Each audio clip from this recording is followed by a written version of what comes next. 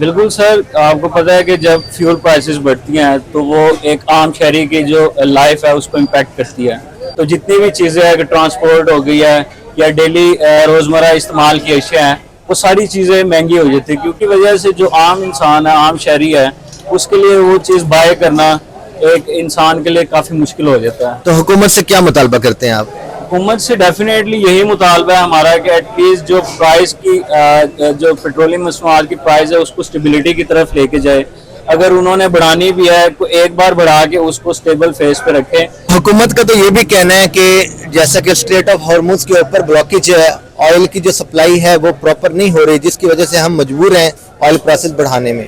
بالکل سر، یہ تو ظاہر ورلڈ وائڈ امپیکٹ ہے، یہ جو ایران اور اسرائیل اور امریکہ کی کشیدگی چل رہی ہے.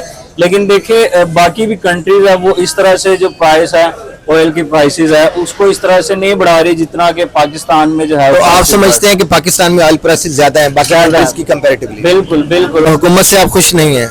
حکومت سے ڈیفینیٹلی یہی ہے کہ مہنگائی کو کنٹرول کرے، کوئی ایسی گورننس، کوئی اس طرح کی اسٹریٹجیز ڈیولپ کرے کہ جس سے جو ہے اسٹیبلٹی آئے فیول پرائسز میں. حکومت تو کہتی ہے کہ ہم اس ٹائم گلوبل پیس میکر بنے بیٹھے ہیں. پاکستان کا جو گلوبل لیول پہ جو امیج بنا ہے، سافٹ امیج بنا ہے، دنیا پاکستان کو پریز کر رہی ہے. تو آپ اس کے بارے میں کیا کہتے ہیں؟